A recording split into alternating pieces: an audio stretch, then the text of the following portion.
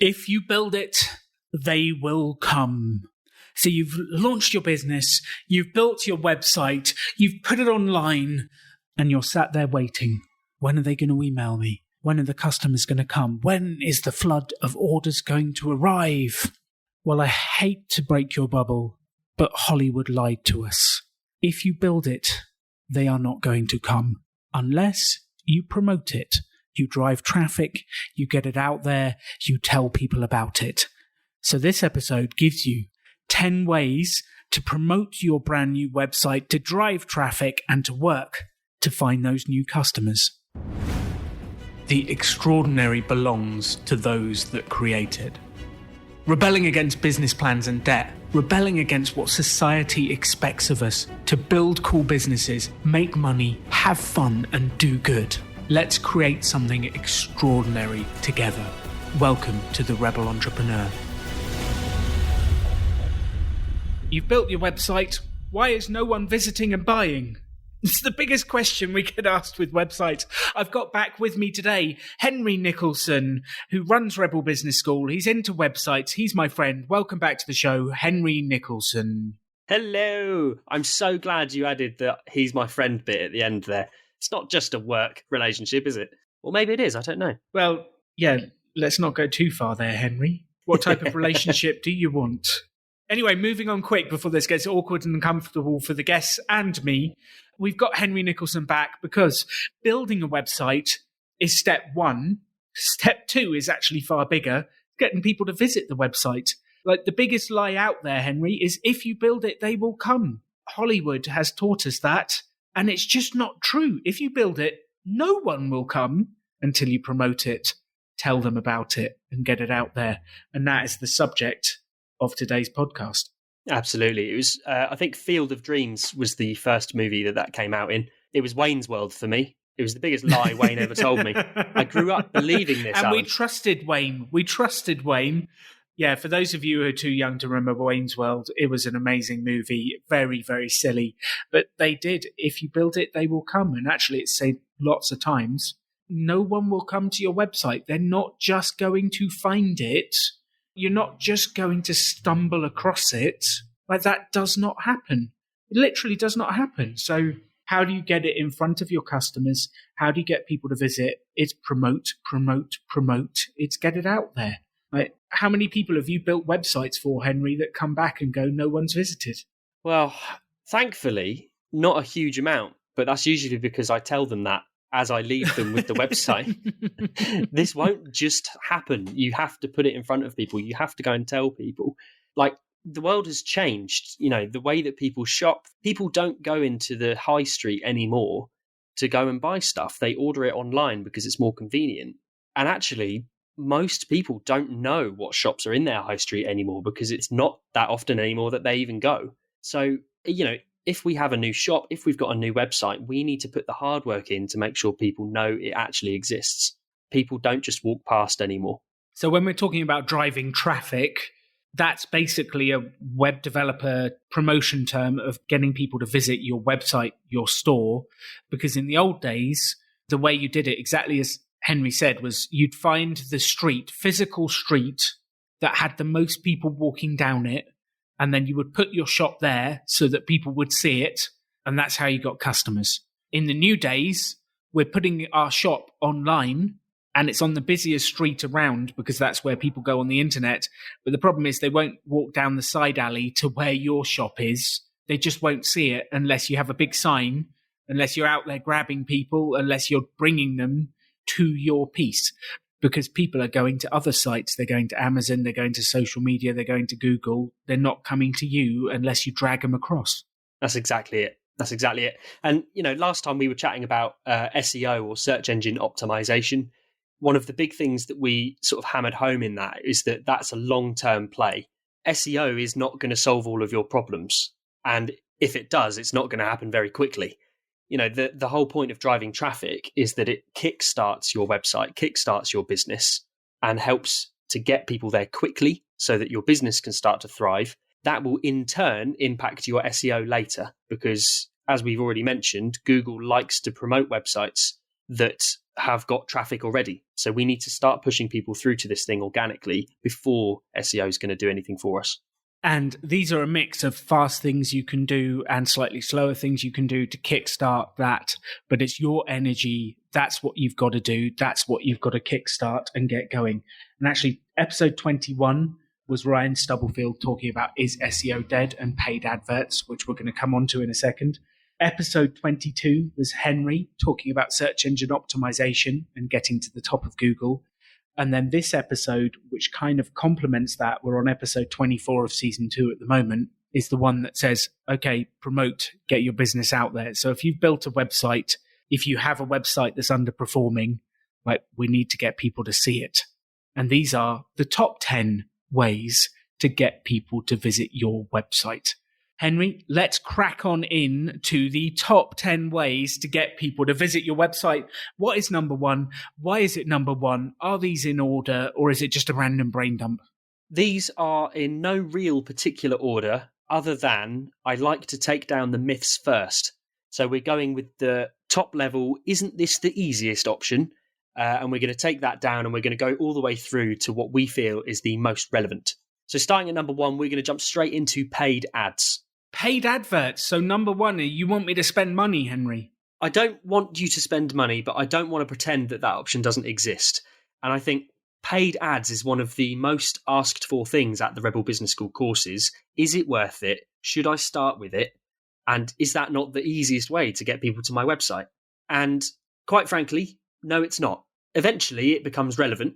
But the thing with paid for advertising is that it's so easy to spend a huge amount of money putting your business in front of the wrong people. And what we need to do is work really, really hard to make sure we know who our audience is, we know what kind of message they need, so that when we eventually go to pay for advertising through Facebook or Google or Instagram, whatever works for you, we know that it's the right message in front of the right person, so that return on investment is going to be as high as humanly possible. If you start here, you're going to spend a lot of money on not necessarily the right message or the right audience. Which then it becomes really interesting, because that is an expensive marketing mini experiment, because you're throwing money at marketing to try and learn. Whereas what we'd actually suggest is you throw time and energy at marketing to learn, and then accelerate when you have had those learnings about who your target market is, who you actually want to sell to. And actually, that's the underlying theme that's going to come out through every single one of these. So we're not going to touch it on every single one, but the underlying theme is know who you are selling to. The more defined your niche market is, the easier all of these methods will be for you to actually implement. Know your target market is underlying all of them. So number one is paid ads. We don't recommend you start here. This is absolutely an option. What we recommend is you start with the other tools, the other techniques that we've spoken about, get the learning of who your target market is, and then circle round to do a marketing mini experiment on paid adverts. So you might put £50 or $50. You're operating from profit, not debt. You might put that money in, do a test to this audience, put a specific offer in front of a specific audience, see if they respond. If they do, you can expand. If they don't, we've learned a lesson.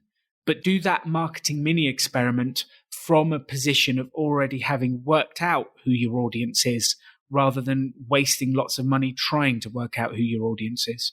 Exactly that. Couldn't have put it better myself, Alan. I love that. So more on paid ads. Go back to episode 21. Ryan Stubblefield, is SEO dead? There's the first one. Let's move on quickly to number 2, Henry. Number 2 on the top 10 list. Number 2 for me is a Google product. It is Google My Business. Now, you would have seen this. We have already spoken about this. A lot of people are raving about it at the moment because they are developing this and making it so hugely valuable for businesses. Google My Business is how you get your business onto Google Maps. It's how you come up in the search engine because Google actually know that you exist. Google My Business does more than just put you on a map. It also helps you completely lay out your business, your opening hours, the services you offer. You can even sell products through it now. You can list your products on Google My Business on Google Maps. It's a brilliant, brilliant tool to manage your business, find customers, and get you on the map in front of local people.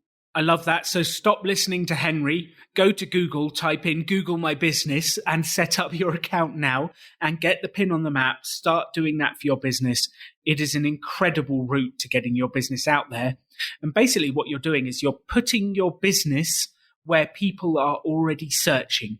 People are already searching on the maps. They're already searching for X business in X town on Google itself. Like, why are you not on there? Get yourself on there. Like, stop listening to us and go do it now. That's it. That's exactly it. The day that I put my web design agency onto Google My Business, the very next day, my next door neighbour dropped me an email and said, I need a new website. And I've just realised that my next door neighbour runs an agency. Can we have a chat? So I went out the front door and had a coffee. It's the most incredible situation that's ever come from it. But honestly, that has probably driven me more business than the long-term SEO or social posts or networking that I've done. Google My Business is incredibly valuable. Interesting. And that's what you're good at, is that other stuff. Isn't that fascinating? Like, I don't think Henry and I can say this strong enough. If your business is not on Google My Business, do it. Get it on there, get the pictures in, get some people to review your business, figure it out. We can help you. I've got an episode coming up with Christina on a coaching series where we will be going through her Google My Business listing and helping her get out there. Like, this is so critical. So that's number 2, Google My Business. Go do it. Bringing on to number 3, Henry. Number 3, the third way to drive traffic is... blogging. Blogging? Ooh, the big B, blogging. You mean I have to write stuff?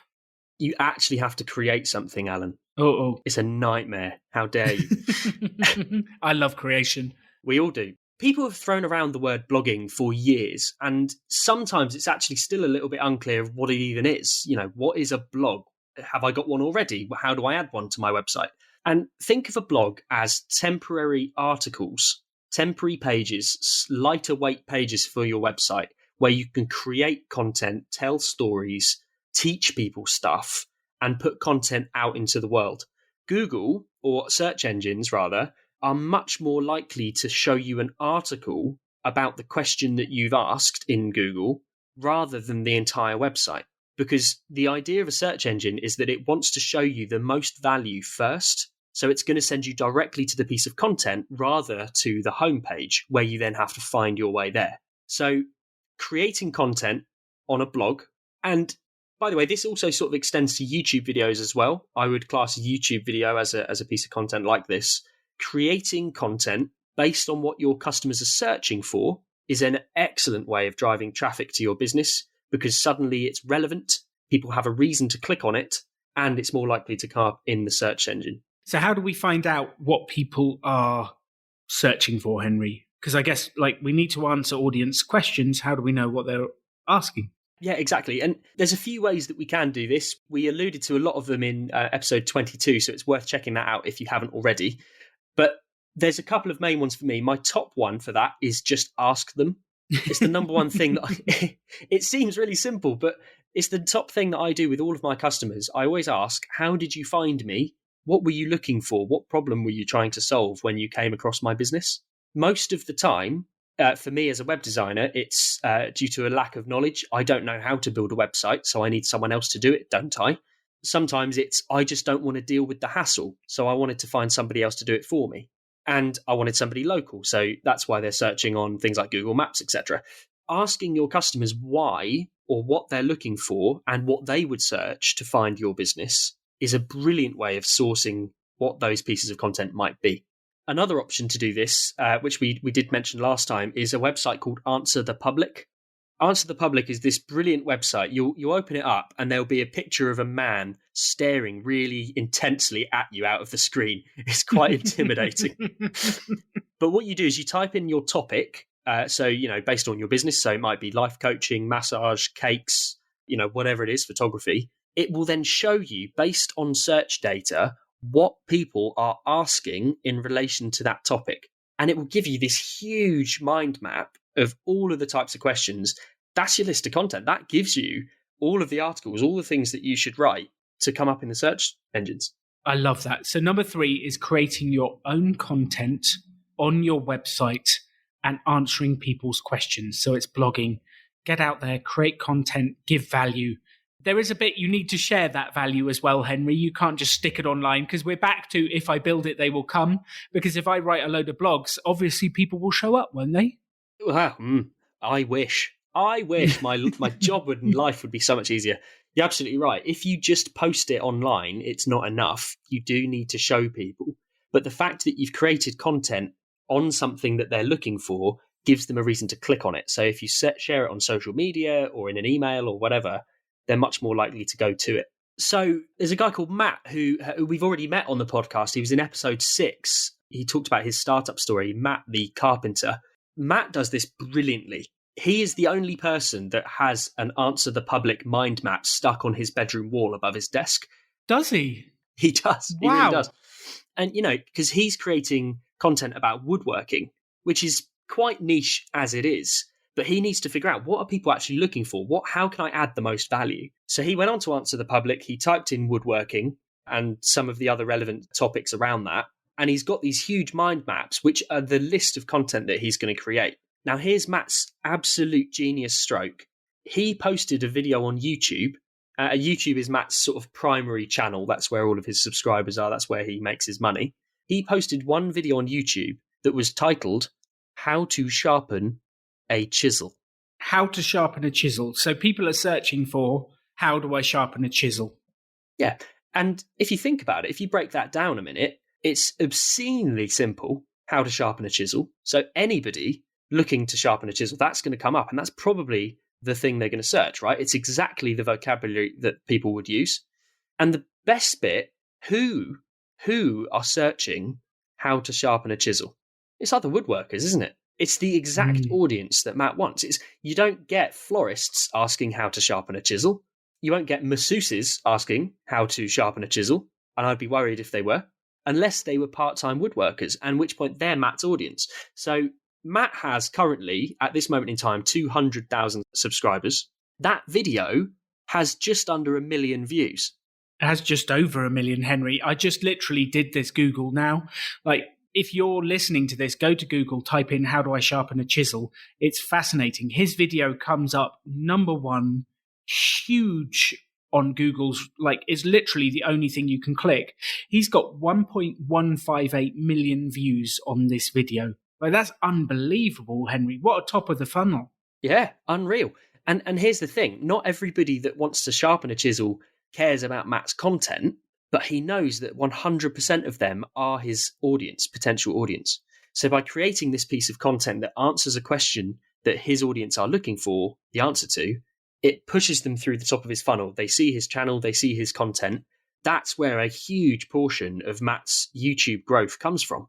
It's really, really, really cool. So that is just one specific example of how that can work. If you create content, stick it on a blog, obviously tell some people that it's there, that's going to get you some huge traffic, because it's something that it answers a question, it solves a problem, it gives people what they need to digest. They're not just going to come to your website and find it. You need to push them in that direction. I love that, Henry. That is a fantastic piece of advice. Yeah, so if you're listening to this and you want to see how that works, literally type in, how do I sharpen a chisel, into Google and see what comes up. It'll be interesting to see that. That's some of the power of blogging, which we should probably move on to number 4, which is a slightly different angle. Number 4, Henry. Yes, number 4, guest blogging. So everything that we've already said, apply that to this. But the cool thing is that you're not the only person in the world with a blog. You're not the only business in the world that is creating content. You're also not the only business in the world that has the same audience. You share an audience with other people in other industries. For example, Matt wants to teach people how to sharpen a chisel. The company that make the chisel share that audience, right?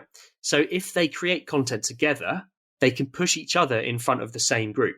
So guest blogging, it can be either way. It can either be you writing content for someone else to post on their platform and push traffic back to you, or it can work the other way, where they write content for you, which saves you a job. Happy days. And then they're obviously going to shout about the fact that they've got a blog published on someone else's website. So either way, you're sharing the traffic, you're sharing the audience, you're putting your business in front of the audience that you need, but just from somebody else's platform. Genius way of doing it. Love that, Henry. So let's just broaden blogging just for a second. There are basically 3 main types of content you can do on the internet. There are others, but 3 main. There's written, there's audio, and there's video. Those are the 3 main ones you kind of produce in there. So when we're talking about blogging and guest blogging, I want you kind of have that. It could be audio, so it could be a podcast. You can guest podcast when you can go on other people's shows, and you can do your own podcast. You can write, you can guest blog, and you can blog. You can video. You can do a video. You can put it on your website. You can put it on other people's channel. And I think actually the format doesn't really matter. What we're talking about is content, valuable content for people, whether it's written, audio, or video. Like there's some others. You could do cartoon, you could do singing, but they're kind of getting more niche. Those are the 3 main ones on the internet. So that's number 3. Is create your own stuff. Number 4, create stuff for someone else's platform or invite people on your platform. There are amazing ways to do it. And just to give you one example of the guest blogging bit, I quite often invite people on the podcast who have audiences, and they come onto my podcast, and then their audience listens to my podcast, and some of them stay, and it grows my audience. And then I also go on other people's podcasts to talk about what I do. And you would have heard me on Startup Nation and Choose FI and all these other podcasts that I've done.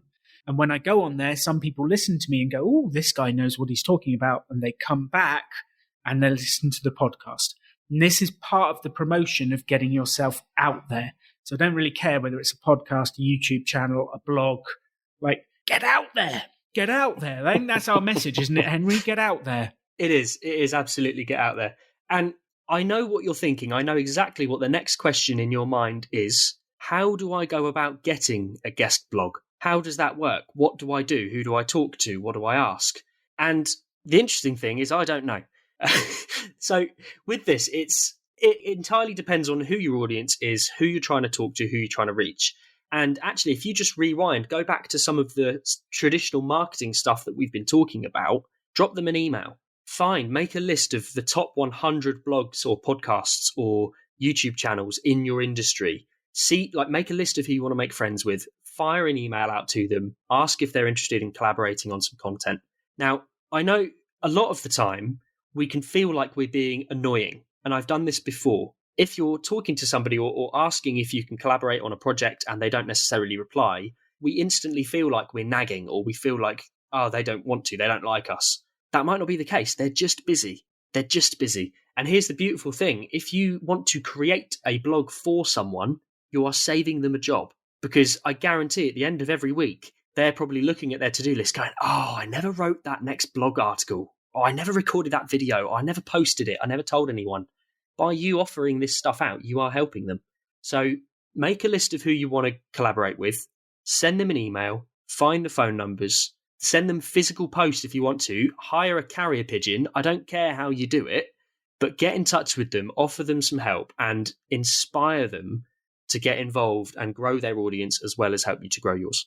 Excellent advice. Take action, message people. And actually, as Henry's been talking through these things, people often say to me, Alan, like, how have you learned to be such a good business person?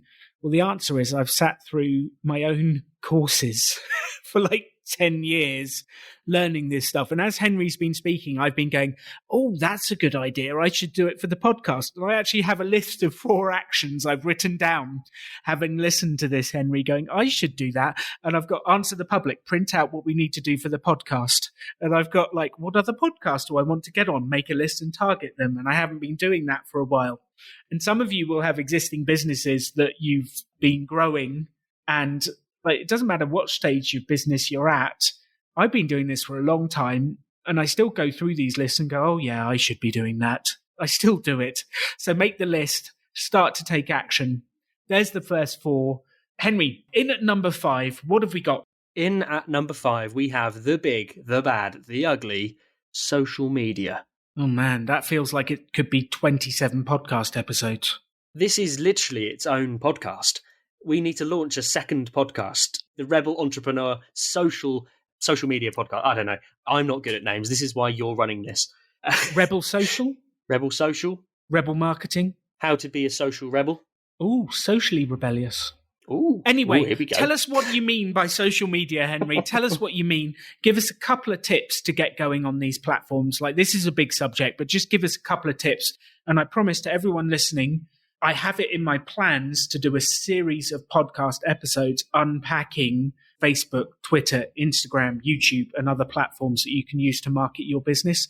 This is a big subject, but what can you give us that we can action straight away, Henry? What can we do? Yeah, and the reason that I've generalized this as social media is because the advice I want to give, basically, Facebook is not necessarily going to work for every single business. Twitter might be the one that you want to use for your business. Instagram might not work for you at all. I want to generalize at social media, and the advice that I want to give you is across all of these platforms. Just make sure you're using the one that works for you and your customers the best. The advice that I would give you is add nothing but value 3 or 4 times before you ask somebody to do something. Now, a lot of you hopefully will have heard of a man called Gary Vaynerchuk. If you haven't, please go and search for him now. He's a very loud, angry Russian New Yorker guy from New Jersey. And his whole thing is about social selling, and it's about using social media to further your business. The whole thing he talks about is adding value. Nobody wants to go onto a social media platform and be sold to. We are not on Facebook to click on a link to somebody else's website. We're on Facebook because we want to socialize, we want to learn, we want to talk to people, we want to communicate. That's exactly what you should be doing with your business first. Otherwise, you haven't earned the right to ask people to buy something. You haven't earned the right to get them to read your blog. You need to add value, join conversations, have fun with it before you can post about your website. But social media is one of the biggest and best ways of getting your business in front of your potential clients. So if you haven't yet braved the world of social media, just pick 1 or 2, your best guess where your customers might be, and the one that you want to actually have a go at, the one that excites you the most. Get on it, start exploring it, use it as yourself. Be a person, don't just be a business, be a person. And then once you've added some value, then you can start pushing through links to your website, talking about the content that you create and all that good stuff. But before you've added value, people don't care. Which actually this ties in quite nicely with number 3 and number 4, because if you create something of value answering the public's questions, that's what you can share on social media with an interesting image, a headline, I've created this, I've done this, and it gives you something to actually share that adds value to people's lives. Yeah, absolutely. Absolutely. And just as an example of this, because I know what a lot of you might be thinking, I haven't got time to do all that social media stuff. Surely that's somebody else's job. I need to hire someone. I'm not a specialist. I don't know how to do that. I just want to paint. I just want to do the business bit. I get it. I totally get it, because social media is not my favorite thing. But when it equals sales, I absolutely love it. So we need to figure out how it works best for us. Now, just one really quick example of this. We had a guy up in Bolton. His name was Neil. He is a personal trainer. Now, as a personal trainer, you want to help people get fit. You want to help people stay healthy. The quick and dirty version of social media marketing is posting a video going, look, I can help you be fit. Or look, go to my website. I've just launched a new fitness plan. Here's the thing. Nobody cares because they don't know who you are yet. You need to add some value. So this is what Neil does brilliantly. He joins business networking groups. He's a personal trainer. He joins business networking groups, talks to people, and he will just ask a question every single day. So he'll go into this Facebook group. He does this on Facebook and LinkedIn. He will jump into a Facebook group or a LinkedIn group. He will post a question. What's the one thing you're going to do today to further your health? Or what one thing are you trying to do at the moment to look after yourself whilst you're working from home? And none of that is him selling, right? None of that is him going, look at me, I'm brilliant. That is purely adding value. He's starting conversations. He's engaging with people.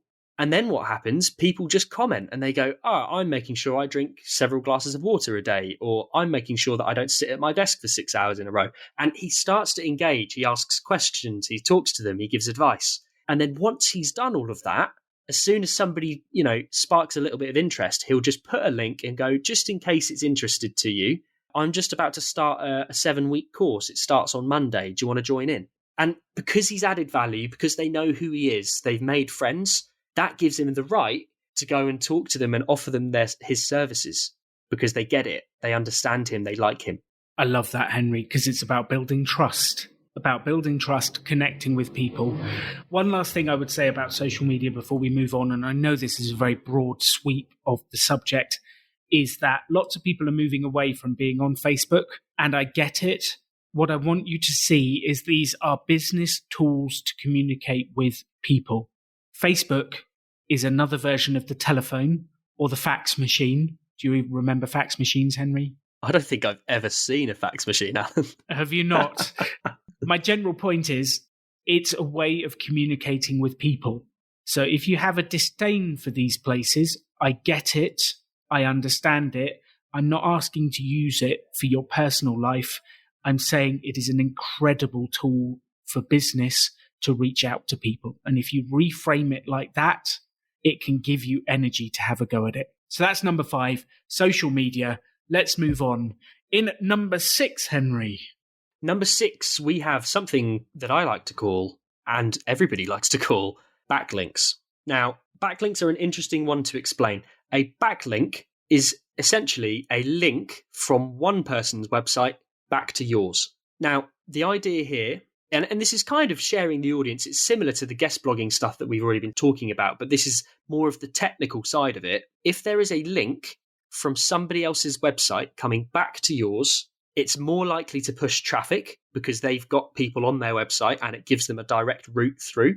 But also, Google and search engines love to see it when websites with high traffic are linking back to yours. That's one of the key things. They need to have more traffic than you because Google will see them as a valuable website anyway.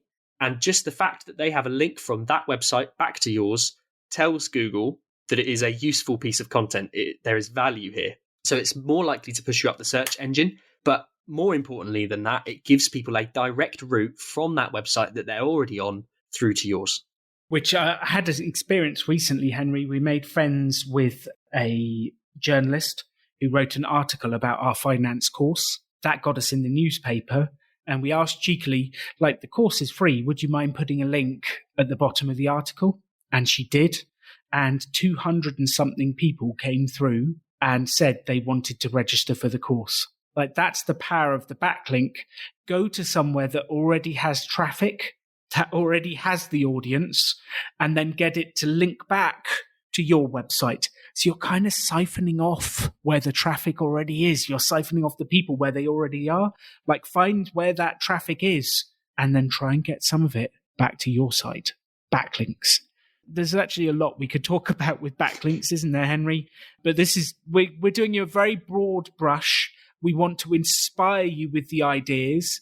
Take the top 2 or 3 of these 10 ways to get traffic and implement. Go and have fun. We should have given you enough just to be able to go to Google and search, how do I get backlinks? Or have a go, speak to some friends with a website. We should have just given you enough inspiration to be able to start. And that's the purpose of this episode, is to get you thinking and moving. So let's bring us on to number 7, Henry. Yes, number 7. And you'll be glad to know that backlinks are at play in number 7 as well. So there is still some more content going here. Number 7 is industry-specific marketplaces. Now, that's a really, really long way of me saying Etsy or Airbnb or Checkatrade or TripAdvisor. It's that kind of thing. Now, for every single industry, there will be a listing or a website or a marketplace that already has a huge amount of traffic that you can put your business. And quite often it will be a listing. Sometimes it'll be a picture with links and a description. Sometimes if it's something like Airbnb, that's where your entire business will operate from. But there will be a marketplace for every single industry. You need to put your business there because that's where people go to find it. If you are a craft business, Etsy is an incredible way of finding new customers. Now, Etsy will take a cut of your sales if you make sales through them, but it's a way of people finding you. They're much more likely to come to you directly when they want to buy again. So that money that you're giving to Etsy is actually just more of a marketing spend, and you only spend that cash if you sell something. So it's all good. It's the same with Airbnb. It's the same with things like TripAdvisor, Yelp. There is a listing for every single industry. And the way that backlinks are at play here is that every single one of these should link back, keyword, or actually, no, I'm going to change that, will. Each one of these will link back to your website. Because you make it happen. Put the link in there. Make it happen. You've got to link back to your website. None of this stuff works if people can't click on it and get back to where you're going. Like, none of this stuff works. Yeah. Exactly. And like, nobody else is going to fight your corner. This is your business. It is up to you to make sure that this stuff is in place. So every single listing, every website that you can possibly get your business on, every free website, may I add, because there's a lot of them, make sure your business is on there listed with a link back to your website, because you are much more likely to find customers. I love that. Go to where the customers already are, bring them back to your website. In at number 8, Henry, what do we have at number 8? Now, number 8, some of you are going to be over the moon that I'm bringing this in. Old school marketing. Old school? Old school. And I mean Simon flyers. will love this. He's a sucker for old school marketing. He really is. I'm talking about letters through doors, flyers in hands, phone calls, networking events, the offline old school marketing techniques that we've always done that are still happening today. Use these to drive traffic back to your website. Use these to get customers looking at your business. If you're at a networking event and you spark a conversation with somebody who's a potential customer or maybe has access to potential customers, they should leave that networking event knowing exactly what it is that you do and over the moon excited about what it is that you do. You just want to send them that website as a brochure. You want to go, look, if you need more information, here is everything. Here's the website. Here's my business. But for everything else, here's my phone number. Please call me tomorrow. I'd love to chat about how we can roll this out. It seems obvious. And, I don't want to teach you to suck eggs because we all know this stuff is valuable, but you'd be amazed at how much traffic this brings back. We still send out flyers for every single event that we run at the Rebel Business School, even some of our online events. I sent 9,000 flyers to part of Newcastle for one of our Newcastle events.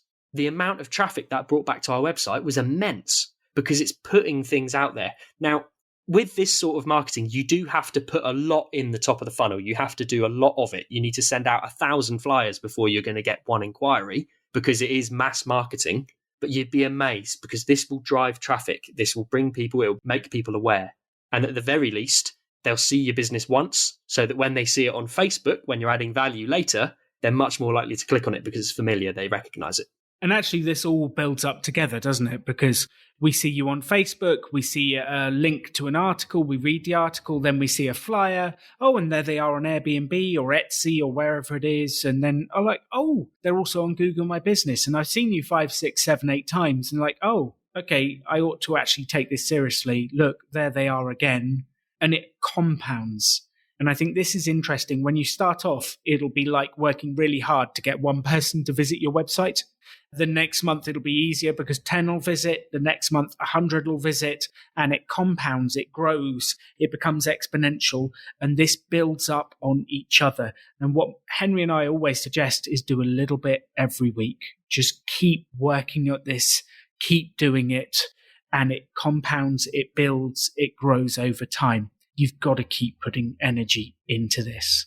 So old school marketing, get off Facebook, get off social media and talk to people. Do a bit of old school marketing. And the interesting bit is the more digital we become as a world, the harder it is to cut through in the digital world because the more there is of it, and the easier it is to cut through in the physical world because there's less there. So it's very interesting. In marketing, I often talk about do the opposite. If everyone in your industry is sending Facebook messages, then do the opposite, send a fax. I don't know, whatever it is. Henry doesn't even know what a fax is. Probably some of you are too young. But do you know what I mean? Like, do the thing that makes you stand out that no one else is doing. That's how you do it. So there's number 8, old school marketing. This brings us up onto number 9, which we actually did an entire episode on this subject, Henry. Yes, we did. So number 9 is SEO. It is the search engine optimization. It is being in Google. Now, I wanted to add this to my list again because it is relevant. It is something that's going to be useful.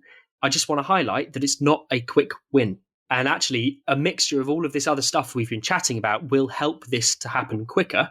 But working on your SEO, making sure that you've got the relevant content in, making sure the website loads quickly, making sure that your business is set up and Google is aware of it, eventually people are going to start finding you.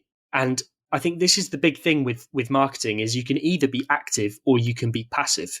And the dream is that all of our marketing is passive. We don't have to do anything and people find us and business just happens. That's the dream, isn't it? Unfortunately, it doesn't exist. It won't ever happen. But there is a point where passive marketing will start to happen, but it happens alongside all the rest of this stuff. So search engine optimization is a great way of driving traffic, but it doesn't happen quickly. It's a long-term play. So you want to, as Alan said, do a little bit, do little and often, do a little bit every week. Just get this stuff ticking along, drive traffic. It will eventually grow and you'll start showing up. People will start to find you, but it's because of the active marketing that you've done historically that makes that possible. So go and listen to episode 22, Getting to the Top of Google, which Henry and I talk about search engine optimization and how to get started. That brings us on to number 10, which I think is actually the most important one of the whole list, Henry. We've saved the best for last. Number 10, what is it? I told you these weren't in any order. I lied. It's ending with the best one. Number 10 is mailing list. Mailing list. You need, as a business, a list of people that are interested in what you do, or maybe they've already bought something. You need a list of contact details that you can send a message to every single time you launch a new service, a new product, update the website, put a new blog post. Every time something happens in your business, you need to have a list of people that you can tell about it. Imagine you've got a list of 1,000 people that care about what you're doing. They're interested in what you're doing. As soon as you launch a new product, how many of them do you think are going to buy? It's going to be a percentage, even if it's 5%, 1%. That's a really nice group of 10 people. That's 10 sales straight through the door before you've done anything. Having a mailing list that you engage regularly and you make friends with, build relationships with, is an incredible way of repeatedly driving traffic to your website, getting your content views, and getting your sales in quickly. If you haven't read the article 1,000 True Fans by Kevin Kelly, this is the basis of that. Go read the article, type in 1,000 True Fans, Kevin Kelly, read that article, because this is what you're building to. If you can get 1,000 people that love what you do on your mailing list and they'll spend $100 or £100 with you a year, you have a £100,000 business. It's unbelievable. But people don't do this. We didn't do this, Henry. We didn't do this in our own business, and I regret it massively. We did not start building the list when we were building Pop-Up Business School back in the day. That's now Rebel Business School. We didn't do it. We could have had a huge list of incredible customers, but we wasted it. All these people we've met over the years, we never stayed in touch. We never helped. Don't make the same mistakes we've made. Start building your list from day one. And MailChimp give you up to 2,000 people free. There's plenty of other services out there that are, if you're in Europe, GDPR compliant. The Americans, you don't necessarily need to worry about that. There are plenty of places out there that will help you build that list. Just start collecting email addresses right now. Have a capture form on your website. When you get a customer, say to them, is it okay if I add you to my mailing list so I can tell you about future products when we launch them and what we're doing? If you aren't building a mailing list, you are missing out on the most valuable opportunity in your business. Absolutely. Absolutely. And the thing with the mailing list, it gives people another option, because at the moment, if you have a product-based business, people are coming to your website, looking at your products, going, wow, these look really cool, but actually I can't afford it yet. I'm waiting for payday, or it's just not right for me yet. Use the mailing list as an alternative. Not quite ready to buy?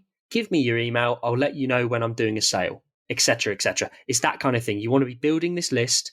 And just going on to what Alan said, MailChimp, I would wholeheartedly recommend that you start with MailChimp. It has the best deliverability percentage. It's the most likely to actually land in people's inbox. And as you say, you get 2,000 people for free. And it's a really, really nice, it's a really simple builder for your email campaigns. So I'd recommend that. So get your mailing list built, include all of your previous customers, communicate with them regularly, because I guarantee that is going to end up in some sales and some brilliant website traffic really quickly. Build the list. Start now. Build the list. And we should do an entire episode on lists, Henry. We really should. So there are the top 10 ways to drive traffic to your website. That's meant to give you some ideas and get you going. Henry Nicholson, you are always a legend. I love doing these shows with you. You are always full of fun and things. If people want to find out more about you and what you're up to, do they come to the Rebel Business School site? Where do they go? How do people find out more about you if they are so inclined? Yeah, I would say rebelbusinessschool.com, or sorry, therebelschool.com. I should probably know our own URL. I'm a web designer, ladies and gentlemen. Pretty much 100% of the stuff I do is on the Rebel School. I do have my own Instagram and stuff like that. You can find that through the website. But yeah, Rebel School is where all of my stuff usually is. Ladies and gentlemen, Henry Nicholson. I imagined a large cheer, and I'm still imagining it now. Yeah, we'll get Andrew, the editor, to add in some fake cheering for you, Henry. Now, marketing can be a little bit overwhelming because there's so many things you could do. There's so many things you could try. And Henry and I just hit you with 10 ways to promote your website, 10 ways to get traffic, 10 ways to get going. And there was a lot there. There was a huge amount. So here's what I want you to do with it. I want you to choose 3 to do marketing mini experiments with and to go out and test. And I would suggest one of them is number 10, the mailing list. I don't really care what business it is you're doing. Do the mailing list one, build a mailing list. That is critical. So then all you've got to do is choose 2 others and have a go. So number 1 was paid ads. Number 2 was Google My Business. Number 3, blogging. Number 4, guest blogging. Number 5, social media. Number 6, backlinks. Number 7, specific marketplaces like Etsy, Airbnb, etc. Number 8, old school marketing, flyers, posters, networking. Number 9, search engine optimization. And number 10, the mailing list. All I want you to do is choose 3 and run some marketing mini experiments over the next couple of weeks on those ideas. None of this will work for you unless you work it. You have to put the work into getting customers to visit your website. If you just leave it there, nothing happens. And I've seen a great example of that recently with my blog. The blog traffic, when I post every now and again, is tiny. I just write a post and I don't really do the work to share it, to promote it. I just build it and I hope people would come. But if I use my mailing list, if I share the idea with people, if I promote it on Facebook, LinkedIn, Twitter, if I promote my stuff, the traffic to my blog goes up. This is not rocket science, and I shouldn't be surprised by this. I shouldn't be surprised. I know this stuff. If you don't do the work to promote, then people won't come to your site. If people don't come to your site, they won't know what you do, who you are, or how to buy. You've got to get out there and promote it. And it is your daily actions in driving traffic and promotion that will build and bring those sales in, bring the people into your website. So that's what I'd love you to do. Pick 3, run some marketing mini experiments, learn as you go, and have a go. Go out there, take action, and start to build the business of your dreams. Thank you for listening to The Rebel Entrepreneur. You can have any life you want to. Choose to build something cool. Choose to take action. Choose to work to make your dreams become reality. Stand out. Be different. Be yourself. Be a rebel entrepreneur.